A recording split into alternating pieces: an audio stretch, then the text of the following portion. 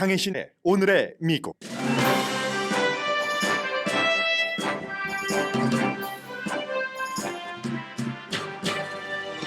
이민과 우크라이나 지원안에 대한 상원과 백악관 협상이 진행 중입니다. 의회에서 국경 안보에 대한 논쟁은 결국 pull and push 이슈로 이번에 공화당과 민주당 사이에 간격이 좁혀질 수도 있습니다. 이민 규제 이슈는 미국에만 해당되는 게 아니라 세계화에 직접 영향을 준다고 이코노미스트가 지적했습니다. 로스앤젤레스 항구보다 더 많은 물량이 통과하는 텍사스주 라레도 항구가 최근 단속 때문에 업무가 지연되고 결국 소비자가 비용을 물게 된다는 설명입니다. 트럼프 전 대통령은 아시아를 포함한 지역에서 오는 이민자가 미국 피에 독을 뿌린다고 히틀러와 똑같은 발언을 반복하고 있습니다. 팍스뉴스 진행자는 트럼프 발언을 비호하고 백악관은 비난합니다.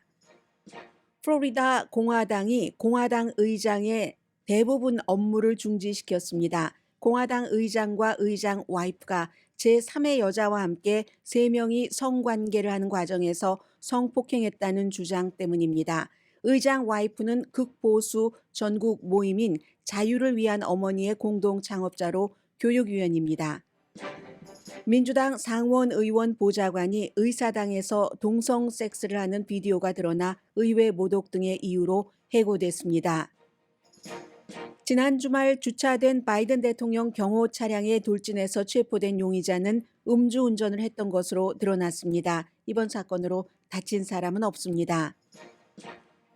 2024년 1월 1일부터 22개 주에서 연방 최저임금이 인상됩니다.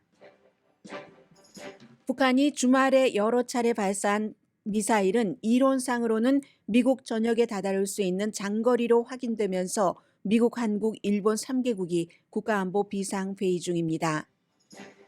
이스라엘 하마스 전쟁은 출구 없이 달려갑니다. 미국 중앙정보국장은 이스라엘 정보국장을 만나고 미국 국방장관은 이스라엘 총리를 만나 가자지구 공격 수위를 조절해 줄 것을 당부하지만 네타냐후 총리는 꿈쩍도 하질 않습니다. 유엔 안전보장이사회는 새로운 휴전 결의안에 오늘 투표합니다.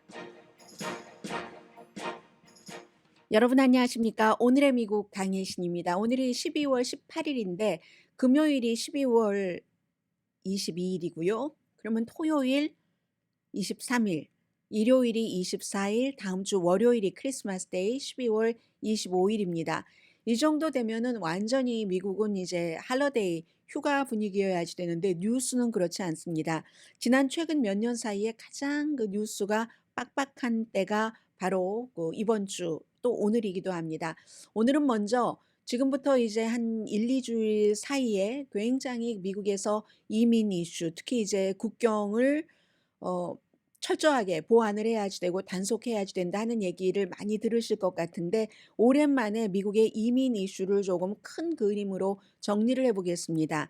앞에 부분은 오늘 뉴욕타임즈의 보도, 그러니까 공화당은 왜 국경 단속을 강조를 하는가, 민주당은 왜 또 반대를 하는가, 그리고 뒷부분은 제가 이코노미스트를 좋아하는 이유가 있습니다. 조금 더 큰 그림으로 보여주거든요. 미국뿐만이 아니라 세계적으로. 그래서 세계의 많은 저널리스트들도 이거 뭐지? 이런가 저런가 좀 판단이 안 될 때는 이코노미스트를 보죠. 그리고 이 이코노미스트는 절대로 서둘러서 뭐 내가 세상에서 제일 먼저 이 내용을 보도하겠어 이런 것 하지 않습니다.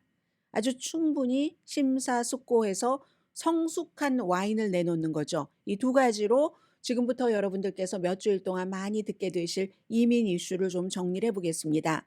의회에서 국경 안보에 대해서 계속 논의를 하는 것은 마지막에는 연방법이 허용하는 것보다 훨씬 많은 이민자를 받아들일까?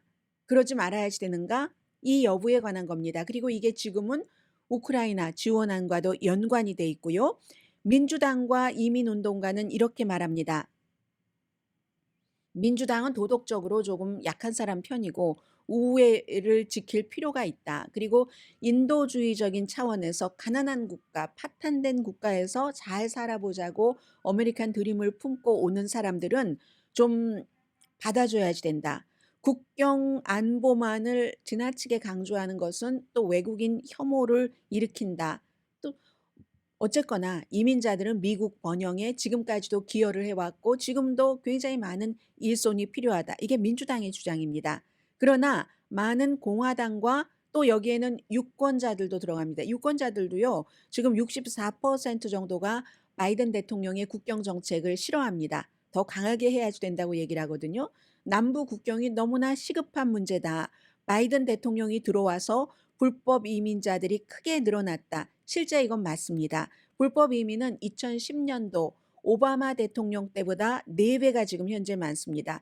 물론 오바마 때 늘어났고 트럼프 전 대통령 때도 늘어났기 때문에 아주 그 극단적인 이민 정책을 썼는데 바이든 대통령 때 들어와서는 이게 훨씬 늘어난 거 사실입니다.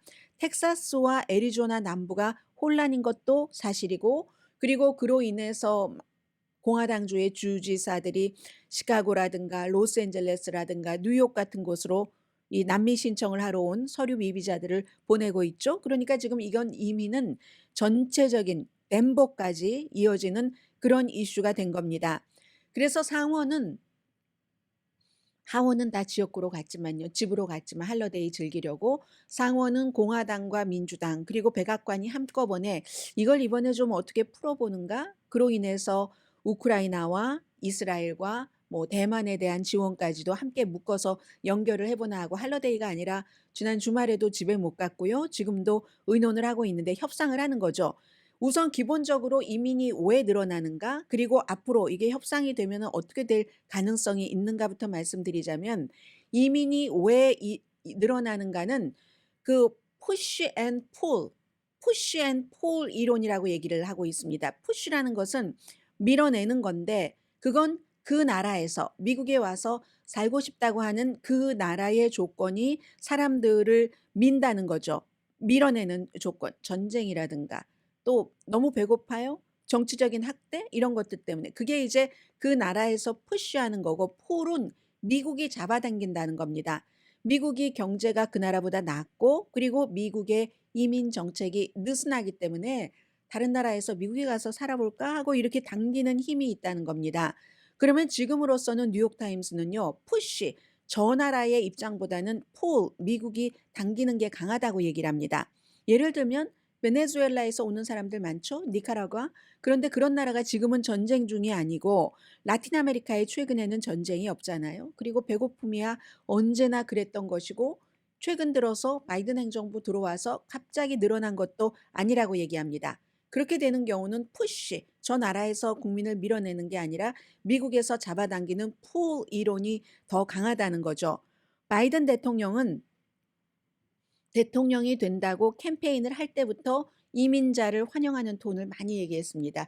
특히 이제 그 마지막 토론이었던가요? 이 그리고 유니비전이 이제 스페니쉬잖아요. 그 토론회에서 바이든 대통령은 그 당시에는 후보였었죠. 무언가의 이유로 도피하고 싶어 하는 사람, 억압을 피하고 싶어 하는 사람이 있으면 미국은 오십시오 하고 환영하는 국가다. 이렇게 얘기를 했습니다. 압제로부터 벗어나고 싶은 사람. 그게 2020년도 토론에서 그렇게 얘기를 했거든요.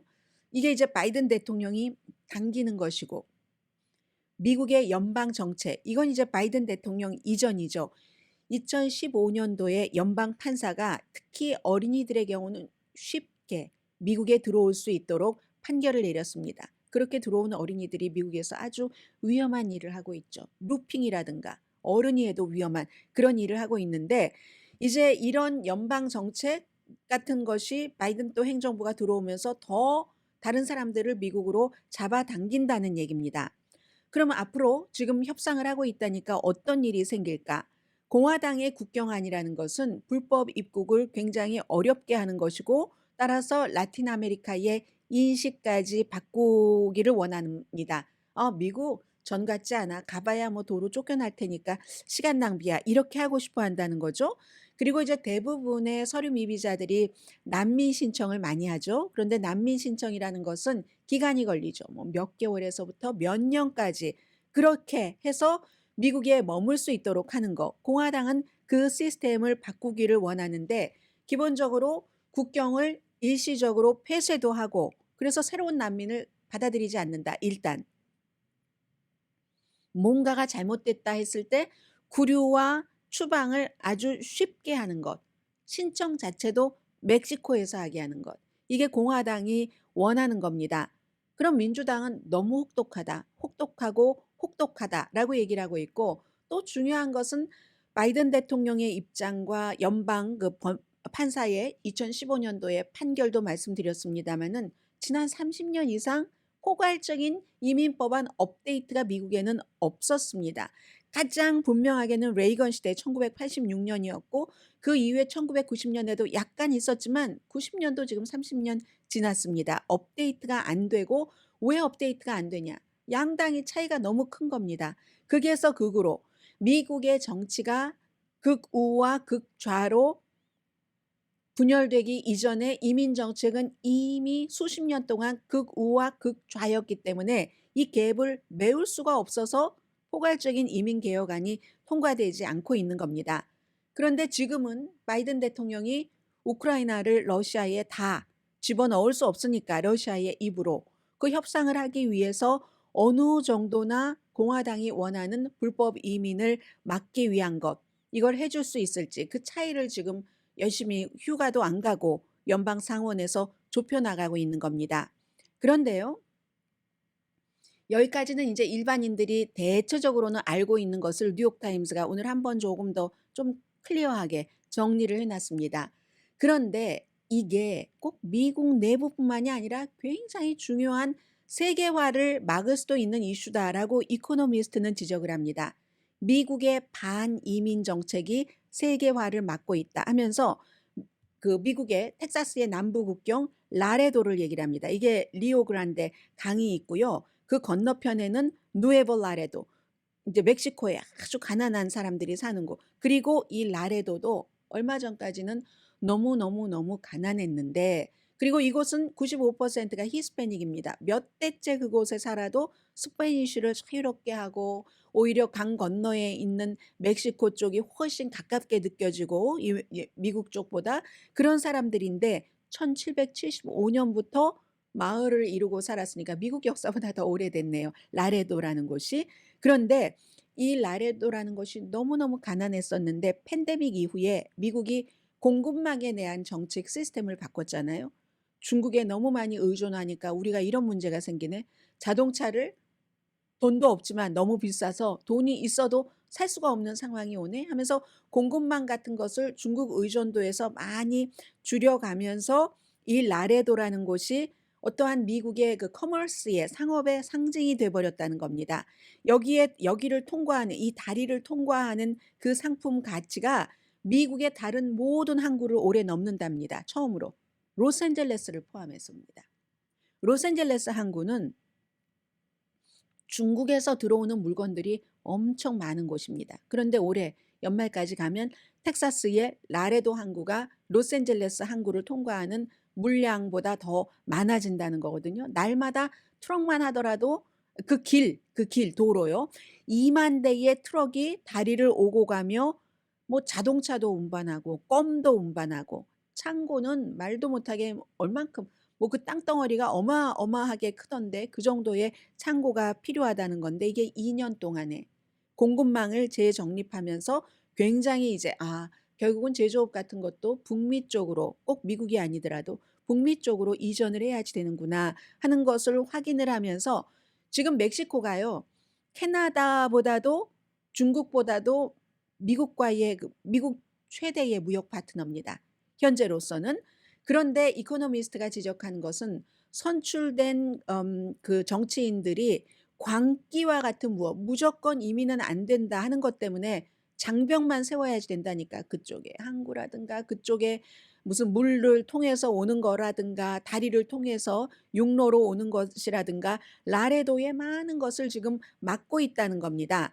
그래서 미국에 여기를 통해서 들어오는 물건이 많은 지역의 슈퍼마켓으로 가고 뭐 아보카도 같은 것 있잖아요. 자동차 부품도 뭐 미시건 공장으로도 가고 이 라레도에서부터 월풀 냉장고, 미국의 냉장고의 상표잖아요. 마찬가지로. 그런데 이게 지금 스탑하니까 굉장히 피해를 보고 있는데 이 솔리다르노티치 솔리다리치인 것 같은데요. 솔리다리치, 콜롬비아 솔리다리치. 이 다리로 가보면 무슨 뜻인지 안다고 얘기를 합니다. 여기서 이제 방울토마토도 오고 요즘은 뭐 큰 토마토보다 방울토마토가 더 영양가가 많다고 하니까 갑자기 또 미국 사람들 많이 먹잖아요. 아보카도 등등이 굉장히 많이 오는 곳인데 텍사스의 그렉 에버트 주지사가 무조건 이민자의 물결을 막는다 하면서 더 많은 조치를 요구를 하니까 이게 인력이 그쪽으로 단속하려는 사람을 단속하려는 곳으로 빠져나가고 그리고 무슨 뭐 이민 차량에 뭐가 실어오네 뭐가 실어오네 하면서 그걸 또 막 검사하고 무작위로 안전점검한다고 하니까 너무 늦어진다는 겁니다. 그러면 그로서리 마켓도 그렇고 적시에 물건이 들어가야지 되잖아요. 이건 이제 물건과 물건을 주고받는 홀세일러도 그렇지만 소비자에게도 적시에 짝짝 들어가야 되잖아요. 추수감사절 때는 뭐, 크리스마스 데이 때는 뭐, 이게 제대로 되지 않는다는 겁니다. 그러면 계약이 잘못돼서 거기에 대해서 쓸데없이 시간 낭비하느라고 돈도 물어줘야지 되고 또 비용도 많이 들잖아요. 그런 돈도 물어주고 하니까 그 비용이 누구에게 들어가느냐? 결국은 소비자에게 물건이 비싸지는 것으로 들어간다는 얘기입니다. 미국 지금 국경의 위기는 굉장히 비생산적인 곳으로 이어져서 이렇게 통관 업무 같은 것이 지연된다던가 아니면 화주가 딱 이렇게 물건 이쪽으로 보내야 되는데 기다리다가 안 되겠다. 이거 언제 갈지 모르니까 다른 곳으로 이렇게 돌려서 가고 등등 해서 이제 더 게다 대고 또 이제 그 트럼프 전 대통령이 되면은 모든 물건 수입품에 또 10% 관세를 붙인다고 하고 관세는 미국에서 내는 거지만 결국은 또 물건값이 올라지는 거잖아요. 이런 여러 가지 때문에 얼마나 이게 무슨 관세 붙인다 또 이민자 사람을 단속한다고 하면서 결국은 물건에까지 이런 단속이 되는 미국에서 국경은 언제나 심각한 주제였던 것 사실이라고 얘기를 합니다. 그러니까 몇십 년 동안 그 포괄적인 이민 개혁안이 통과되지 않았죠. 그런데 멀리서 보는 사람들은 그 바로 그 레라도라는 곳을 혼란의 장소, 위기의 장소처럼 보지만 실제로 그곳에서 살고 있는 사람들은 이게 좀 합리적으로 관리가 된다면 무조건 이민 막는다고 하면서 여기서 막 뭐 사람들 줄여서 이쪽으로 빼고 뭐 단속만 강화하고 이런 게 아니라 좀 합리적이고 세심하게 관리를 한다면 굉장히 기회다. 무역도 늘어나고 또 뭐 이렇게 본다는 겁니다. 근데 멀리서는 그렇게 본다 하는 얘기를 하고 있어서요. 원래 그쪽에 그 라레도 그 지역은 다리를 2개 뭐 예를 들어서 그걸 이제 뭐 차선 같은 것도 뭐 4차선, 5차선으로 늘릴 수 있기를 희망을 하는데 멕시코는 승인을 내렸답니다. 그런데 미국에서 워싱턴은 이걸 또 승인을 해주지 않기 때문에 왜냐하면 워싱턴에서는 장벽을 쌓는 거에만 초점을 맞춰 장벽 다 쌓지도 못한다니까요. 2,000마일이잖아요. 그래서 장벽 쌓는 데만 초점을 맞추니까 무역 같은 것이 잘 활발하게 들어와서 미국 사람들이 뭐 아보카도나 방울토마토도 더 싸고 더 싱싱하게 먹고 거기서 또 일자리도 많이 창출되잖아요. 이런 거에는 관심이 없다. 미국이 너무 지금 정치적이다. 이런 얘기를 이코노미스트가 하고 있습니다.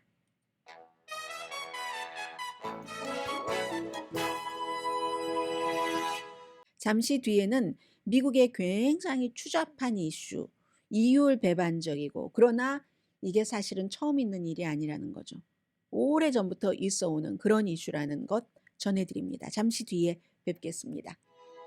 라디오 서울 방송 오늘의 미국 듣고 계십니다. 네, 오늘 아침에 그 팍스 텔레비전 봤더니 그 팍스 앤 프렌즈에서 브라이언 킬미드가 트럼프 전 대통령을 굉장히 옹호했습니다. 주말에 그 뉴햄프셔에서 뭐 이민 뭐 기타 등등 김정은은 굉장히 뭐 칭찬 엄청 많이 하고요. 그게 이제 바로 그 북한이 미사일을 발사하고 했었던 그런 시점이죠. 트럼프 전 대통령이 그거를 이제 그 좀 전이겠네요. 미사일을 발사하기 직전에 랠리에서 한 얘긴데 뭐 김정은 칭찬하고 뭐 푸틴 말을 인용을 해서 본인에 대한 사법 기소 이런 모든 것들이 푸틴의 말처럼 미국의 민주주의가 약한 것이다 이런 얘기도 있는데 제일 중요했었던 것이 아시아, 아프리카 또 뭐 미국, 남미 이런 모든 곳에서 미국에 그 사람들이 오고 있는데 그 이민자들이 그때는 이민자라고 얘기를 했습니다. 물론 불법 이민을 강조를 해서 말한 것이겠지만 이민자들이 미국의 피에 독을 뿌린다, 포이즌을 뿌린다 이런 말을 하니까 일단 기본적으로 그 얘기가 히틀러가 유대인을 막 학살하고 할 때 나의 투쟁에서 나의 정신 철학이다 하고 얘기를 한 거잖아요. 유대인이 우리 독일이란 국가에 피를 더럽힌다고. 근데 그 얘기를 한 번 한 것도 아니고 지금 계속하고 있거든요. 그러니까 뭐 백악관을 포함해서 많은 곳에서 어떻게 그 하이 히틀러의 얘기를 그 가져와서 계속 할 수가 있는가. 어쩌다 하면 실수지만 이렇게 얘기를 하는 것이고 또 트럼프 전 대통령의 그 말을 듣는 사람은 좋아한다고 파악을 하고 그런 말을 계속 이어가겠죠. 그랬더니 팍스의 전 브라이언 킬미드의 반응이 흥미로웠는데 이 브라이언 킬미드가 얼마 전까지는 또 전에는 트럼프 전 대통령이 대통령이었을 때는 텔레비전 이렇게 대통령이 보다가 전화를 걸어요. 꼭 미국 드라마 보는 것 같아요. 드라마보다 현실이 드라마를 보다 앞서간다니까는요. 미국이나 한국이나 전화를 겁니다. 전화를 걸면은 이제 이 프로그램 준비하는 사람들은 아무리 대통령이지만 뭐 이렇게 잠깐 인터뷰하고 끝냈으면 좋겠는데 트럼프 전 대통령 특징이 한 말 또 하고 만연체 끊지도 못하게 하고 똑같은 것만 반복해서 또 얘기를 하잖아요. 그게 또 현명한 방법이기도 하죠. 사람들에게 세뇌를 시키니까. 그러면 진행자 3명이 이 사람이 끊어보려고 하다 실패, 저 사람이 끊어보려고 하다 실패해서 1시간 넘기고 이런 적도 있었는데 그 이후에 트럼프 전 대통령이 약해졌을 때 이 3명의 진행자 가운데 제일 먼저 트럼프를 비난하고 했었던 사람이 브라이언 킬미드입니다. 그런데 한때는 너무 그 트럼프 전 대통령을 칭찬해서 백악관의 일자리를 얻는다는 얘기도 있었고요. 이번에 트럼프 전 대통령이 다시 요즘 강해지잖아요. 그래서인지는 모릅니다. 저는 브라이언 킬미드가 트럼프 전 대통령의 이민자들이 미국의 피에 독을 넣는다. 이런 피를 뭐 더럽힌다 이런 얘기를 한 것도 아니에요. 포이즌이라고 했거든요. 그 얘기를 한 것이 뭐가 잘못이냐라고 얘기를 해서 또 다른 사람들이 비난을 하고 있죠. 트럼프 전 대통령이 다른 나라에서 오는 사람, 감옥에서 오는 사람들에 대해서 얘기하는 것 아니냐. 미국과 미국의 국경을 지키기를 원하는 것이다라고 얘기를 했거든요. 그랬더니 이제 그러면서 킬미드가 사람들이 민주당과 대부분의 언론들이 사람들을 두려움에 빠뜨린다라고 비난을 했습니다. 그런데 이걸 그러니까 항상 이게 똑같은 입장을 다르게 정반대로 보는 것 같습니다. 요즘 세계의 많은 사람들은 트럼프 전 대통령의 말이 첫 번째 캠페인 때보다도 더 더독해지고 더 강해져서 너무 위험하다. 그러니까 이건 독재자가 될 것 같아라고 얘기를 하는 거잖아요. 두려움을 퍼뜨린다고. 그런데 이 지금 트럼프 쪽으로 붙었습니다. 다시 브라이언 킬미드는 언론이 두려움을 퍼뜨린다라고 얘기를 하고 있습니다. 뭐 이건 이제 판단은 각자가 알아서 하는 거고요. 그리고 백악관은 굉장히 어려워졌죠. 이게 그 바이든 대통령은 앞서 이제 이민 문제, 국경 수비에 대해서 말씀을 드렸지만 민주당 내부에서도 어떻게 민주당이 오래 이민자를 보호하던 물론 불법과 합법을 똑같이 보는 건 아닙니다. 똑같이 보는 건 아니지만 그게 이제 이렇게 얼기설기 오버랩되는 부분들이 있고 이민 자체에 대해서 굉장히 적대시하면 합법 이민자들을 바라보는 눈도 결코 좋지 않습니다. 뭐 아시아든 어디든 다 오는 이민자가 미국에 독을 뿌리고 있다고 하잖아요. 그런 발언이 나오잖아요. 어쨌든 이래서 민주당에서는 대통령이 그럴 수가 있는가? 어떻게 트럼프 배에 탈 수가 있는가? 이민 문제에 대해서 이렇게 비난을 하고 있고 해서 바이든 대통령도 아마 탈출구를 마련을 해야 될 겁니다. 이스라엘에 대한 여러 가지 반대되는 입장도 그렇고 해서 그런 문제가 있는데 지금부터 두 가지는 사실은 이게 처음 있는 일이 아닐 겁니다. 그런데 뭐 이렇게 너무 뉴스가 됐으니까 보도를 해드리겠습니다. 크리스티안 지글러라는 공화당의 플로리다주의 공화당 그 위원회가 있잖아요. 플로리다주 공화당 위원회의 의장입니다. 40살이에요. 그런데 이 사람에 대해서 어젯밤에 회의를 해서 주말에 이제 드러났던 일인데 이게 1년 전에도 미국에 이런 일이 있다니까요. 뭐 재벌가 사람들, 정치인들 가운데서 이런 일들이 많이 있는데 어, 이 남편과 와이프는 또 플로리다주 교육위원이에요. 그 굉장히 보수적이고 쓰리썸을 한 겁니다. 1년 전에도. 다른 여자와 같이. 그런데 이번에도 10월 2일이래요. 같이 쓰리썸을 하기로 약속을 했어요. 와이프하고 이 공화당의 의장하고 어떤 여자와. 그래서 그 여자의 아파트먼트로 가기로 했는데 와이프가 무슨 일인지 아파트에 도착하지 못했습니다. 그런데도 남편은 그 아파트먼트에 들어가서 이 여성을 성폭행하고 강간했다는 거예요. 그 제3의 여성의 주장입니다. 이 여성은 나는 쓰리썸은 하겠지만 이 남자와 둘이 잠자는 것은 안 하겠다는 그 주장입니다. 그런데 이 남자는 크리스티안 지글러는 이런 일이 있으니까 사람들이 막 비난을 하지 않겠어요. 그리고 보수의 기수라고 항상 손을 들고 앞장서서 일했으니까. 이 사람은 트럼프 쪽에 조금 더 가깝고 와이프는 교육위원 하면서 뭐 플로리다주에서 여러 가지 보수적인 안이 있잖아요. 론 디센티스에 조금 더 가깝습니다. 근데 보수 이런 보수들이 없어요. 그동안. 근데 이제 이 두 부부가 다른 여성을 끼고 쓰리썸을 한다. 섹스를 한다. 이렇게 된 것이었어요. 그러니까 사람들이 사임해라 라고 얘기를 했어. 와이프는 이번에는 안 갔으니까 그냥 내버려 두고 남편 사임하라 하니까 내가 뭘 잘못했느냐. 사임은 무슨 사임? 사임 안 한다고 하고 합의하에 섹스를 했는데 뭘 그래? 라고 얘기를 하니까 결국은 공화당에서 그가 스스로 사임을 해주면 사실은 트럼프 전 대통령 기금 모금책입니다. 플로리다주에. 사임을 해주면은 좋은데 사임을 안 해주니까 이것도 공화당도 당이 우선이지 이 남자 한 사람 지키는 것보다는. 그래서 거의 지금 아직까지는 이제 조사 중이니까 형사 위반이 될 수도 있으니까요. 조사 중이니까 완전히 모든 걸 박탈하진 않고 업무를 정지시키고 그 봉급은 1달러로 내리고 아무 일도 하지 못하게 이렇게 한 겁니다. 그래서 지금 플로리다주의 세로소타라는 지역에 경찰국이 조사를 하고 있고요.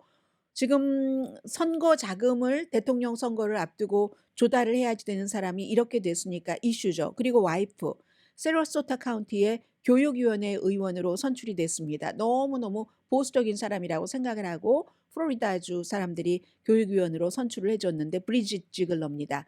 브리짓 지글러는 얼마나 보수적이었냐면 코비드 19이 있었을 때 무슨 마스크는 무슨 마스크 하면서 또 학교에서 말이야 이런 걸 가르치고 뭐 동성애자 뭐 소수자의 권한을 보호해야 된다고 이런 모든 것에 반대를 하면서 전국적인 큰 영향력 있는 단체를 만들었습니다. 공동 창립자예요.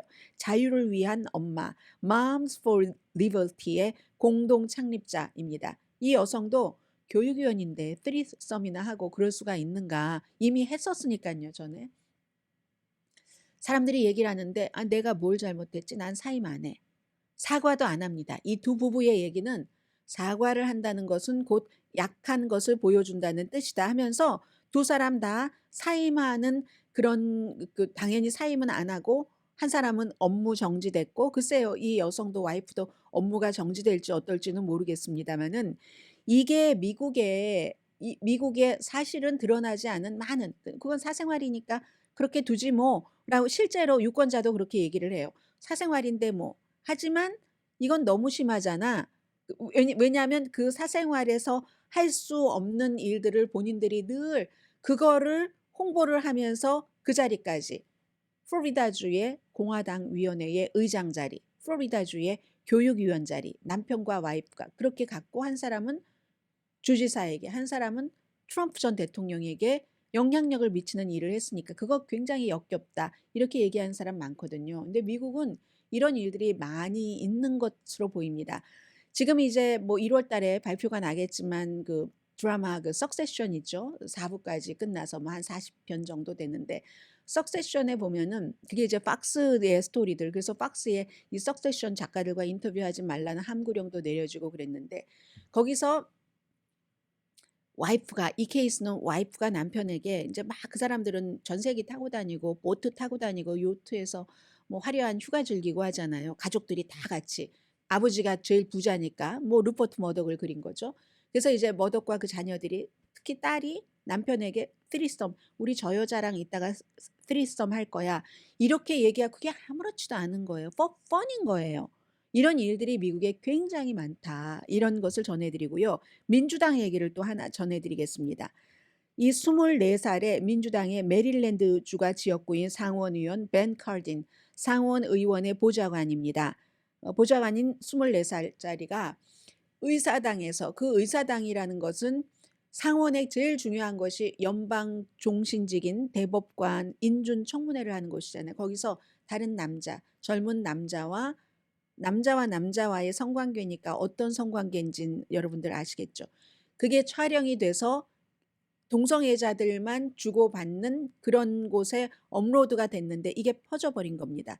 그래서 아니, 의사당에서 이런 일을 할 수가 있어? 하면서 이제 그 해고가 됐죠. 당장 주말에 있었던 일입니다. 해고가 됐고, 그럼 그 상대 남자는 누구였는가? 5월 달까지는 의사당에서 같이 일하던, 그러니까 같이 의사당에서 일하다가 그 의사당이, 그 홀이 이 사람들에게는 업무 장소인 거예요.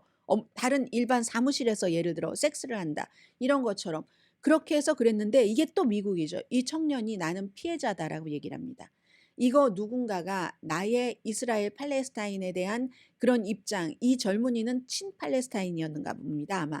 그런데 다른 하원 의원과 친 이스라엘인 하원 의원과 친팔레스타인인 이 그 두 사람이 뭘로 말로써 싸움이 있었다, 누구는 뭐 그랬다 하고 아니라고 하지만 그런 일 이후에 이거를 의도적으로 누군가가 흘린 것이다. 그리고 나는 의사당을 모독했다 등등의 주장으로 해고가 됐지만 이 해고가 부당하다고 얘기를 합니다. 물론 잘못된 판단으로 의사당에서 그런 일을 한 것은 내가 잘못이지만, 그렇다고 해서 내가 의사당을 모독한다던가 하는 것은 전혀 아니고, 나는 내가 하는 일을 너무 중요하게 생각하고 사랑하고 등등, 그래서 고소를 할 준비를 한다는 거예요. 그럼 이게 청문회장실을 이렇게 비공식적인 섹스하는 것으로 사용한 것이 무단 침입인가? 그럼 기물파손을 했는가? 등등 이런 여러 가지 법적인 것이 있어야 된답니다. 그래서 이 사람은 이 사람대로, 또 이 사람을 반대하는 쪽에서는 반대하는 쪽에서 법적으로 또 열심히 가리고 있다고 하거든요. 미국은 법적으로 가리는 것은 너무나 아무튼 앞서가 있고, 그리고 플로리다주의 그 공화당의 의장이나 교육위원인 그 와이프나, 아니 우리가 뭘 잘못했다고 사임을 해야지 되지? 미국이 지금 여기까지 갔습니다. 성적인 문제에 대해서. 이렇게 민주당의 상원 의원의 스텝 이 정도까지 갔습니다. 드라마 석세션에서는요, 그 석세션 아버지가 뭐라고 얘기를 하냐면 아주 막 아들들 딸들을 서로 경쟁시키고 안 좋으면 이 재벌가에서 흔히 있는 그런 일을 하면서 어떤 사람과 인수 합병을 하는 얘기를 하는 과정에서, 내가 처음에 미국에 올 땐 말이야, 이 미국이 꿈의 나라였는데 지금은 잘 모르겠어. 사람들이 점점 그 아무튼 그 홈리스라든가 아니면 마약이라든가, 마약 아니면 섹스, 이런 것으로 굉장히 망쳐지고 있단 말이야. 이런 얘기를 하는데 그게 일반인 사이에서만 있는 게 아니고 공직자를 도와주는 사람들 사이에서도 일반인들이 생각할 때 이거 도를 넘은 것 아니야, 이런 일들이 너무 흔하게 일어나고 있습니다. 오늘의 미국입니다.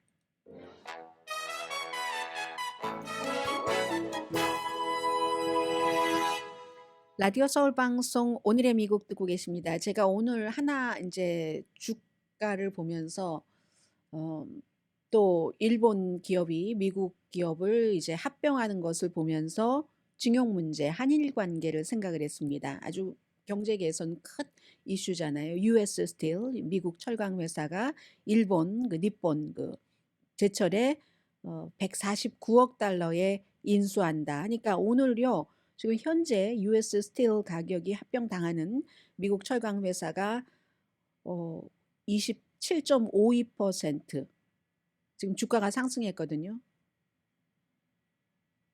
27.47%. 1년이 제법 많이 올랐네요. 102.98. 5년 동안 175.51% 올랐는데 하루 사이에 이게 이제 오늘 그렇게 많이 발표가 나오고 나서 이렇게 늘어난 겁니다. 그래도 제가 방송 들어오기 전에는 28% 정도였었는데 이 정도네요. 일본의 그 최대 규모의 철강 회사잖아요. 니폰이 세계로서는 4위고, 그리고 US 스틸은 피츠버그에 본사가 있고 주당 55달러에 인수합병하기로 했는데 이건 이제 금요일에 종가보다 한 40% 프리미엄 붙은 그런 가격이었습니다. 아무튼 미국에서도 그 일본, 니폰 그 철강 회사에 강제징용 갔다 해서 회사를 고소하고 하셨던 분들 계시잖아요. 저는 이제 그러니까 뉴스가 항상 이 다 미국 사람들은 뭐 이런 걸 생각하겠습니까? 이 뉴스를 보면서 제가 코리안 아메리칸이니까 그런 생각을 하겠죠. 그때는 니폰 스틸도 아니었고 그 야하다 철공소였었다고 하죠. 그래서 여성분들은 뭐 이거 뭐 가서 뭐 비행기 만드는 뭐 그런 일들도 했고 돈 많이 벌어주겠다 해서 갔는데 그리고 뭐 위안부로 가기도 하고 하는 그런 일이 있었던 그래서 지금 US 스틸 주식값은 오늘 하루 동안에 그만큼이나 많이 올랐다는 것 말씀드리고요. 2024년도가 이제 13일 남았습니다.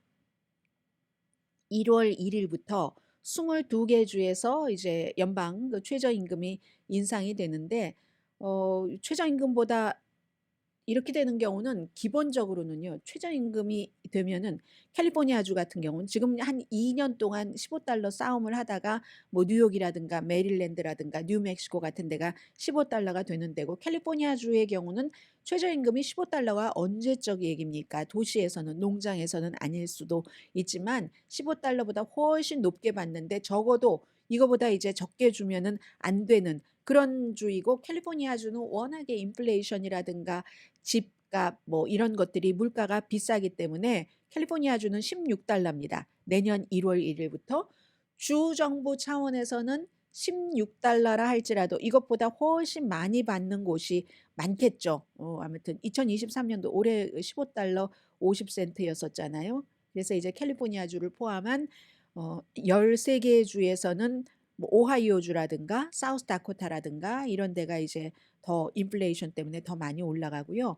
또 나머지 뭐 3개 주와 워싱턴 DC는 내년 1월 1일은 아니지만 그 뒤에 또 이제 최저임금이 오른다고 하고 연방 최저임금 마지막으로 올랐던 때가 2009년도 그게 7달러 26센트.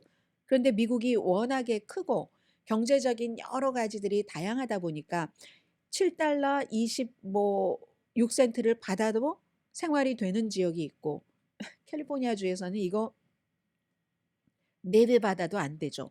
호텔에서 로스앤젤레스 청소하시는 분들이 25달러 받는다고 파업하고 조금 올려받고 했잖아요. 자, 그리고 20개 주 정부는 연방 최저임금 7달러 25센트를 그대로 유지를 합니다.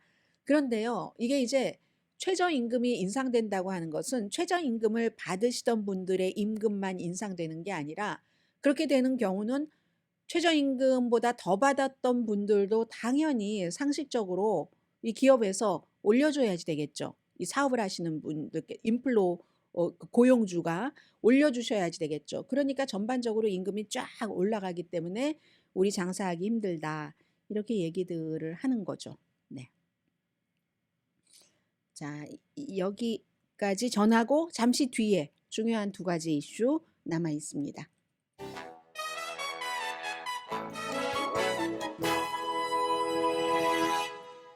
네, 유엔이 뭐 바쁘네요, 오늘.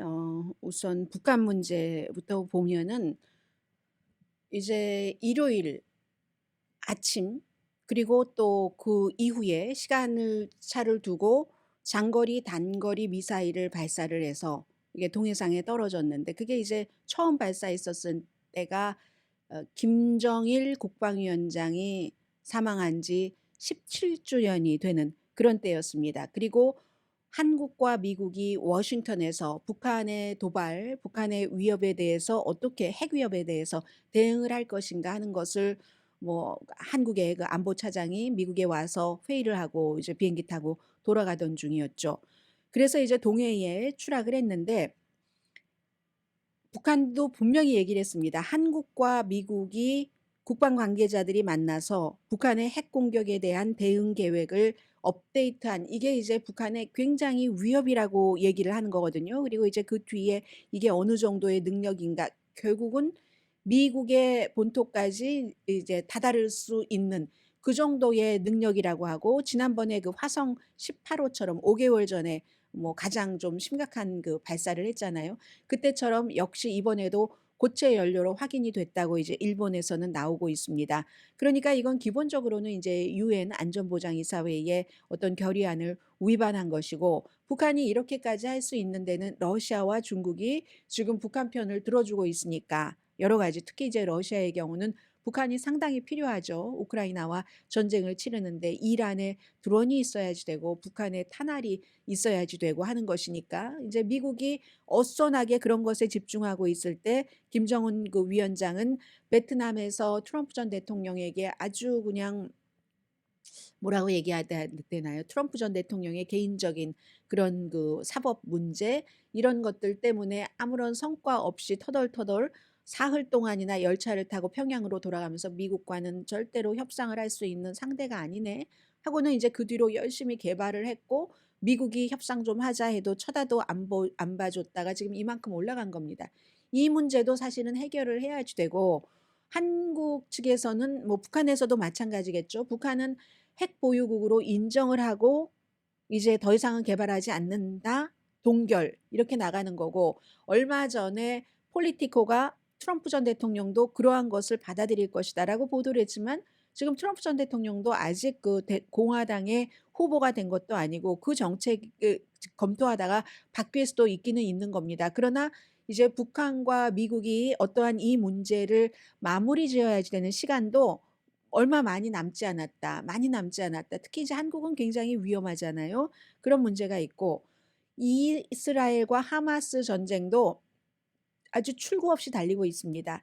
이스라엘 인질은 그대로 하마스에게 백 몇십 명 잡혀 있고, 또 주말에는 이스라엘이 저 하마스야 하면서 3명의 인질로 잡혀 있다가 탈출해서 구해주세요 하고 백기 들고 먹던 음식으로 우리 구해달라고 하는 사람을 저격수가 멀리서 쏘아서 2사람을 살해했고, 한 사람은 그 총을 피해서 도망갔는데 또 대대장이 스탑 했는데도 대원들이 총을 쏴서 숨지게 했고, 나중에 보니까 노란 머리에 피부 하얀 저 이스라엘 사람 맞네. 나머지는 뭐 수염도 있고 뭐 아랍 사람 비슷해. 그러니까 저 하마스가 우리를 유인하는 걸 거야. 저거 우리에게 항복하는 게 아니라, 이렇게 얘기를 하면서 생각을 하면서 쐈는데 그게 잡혔던 인질이 탈출했었다는 것 아니겠습니까? 그래서 이게 지금 이스라엘에서는 굉장히 이슈가 되고 있고요. 도망치던 청년이 히브리어로 도와주세요 하는데도 아닐 거야 하고 쐈는데, 이게 이제 더군다나 이제 베두인족이기 때문에, 유목민이기 때문에 뭐 아랍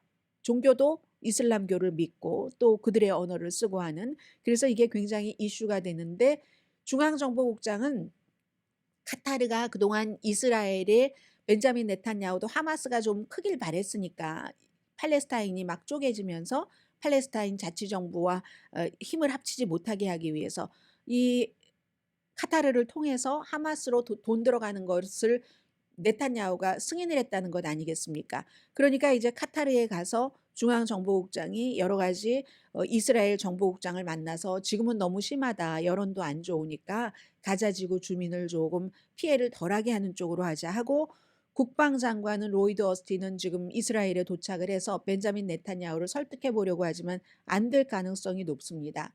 주말에 독일과 영국의 외무장관이 공동으로 런던 신문에 당장 휴전을 해라 하는 촉구하는 글을 기고문을 썼고, 프랑스의 외무장관도 이스라엘에 가봤지만 아무 소용이 없습니다. 지난번에 결의안에서 미국이 블록했어도 153개국이 당장 휴전을 통과시켰잖아요. 오늘도 마찬가지로 유나이티드 아랍 에미레이츠가 이 안을 내서 다시 유엔에서 당장 휴전 결의안이 미국 같은 데가 블록하면 안 되지만 어쨌든 153개국이었는데 유엔 가입국이 193개국이잖아요. 미국과 이스라엘 10개국만 휴전 안 된다라고 했고 나머지는 또 기권이었잖아요. 이런 일들이 유엔에서는 오늘 일어납니다. 네, 지금 연방 대법원에 지난번에 숨진 93세의 최초의 여성 샌드라 데이 오코너 연방 대법관 시신 도착했습니다. 내일 장례식 치른다네요. 강혜신이었습니다.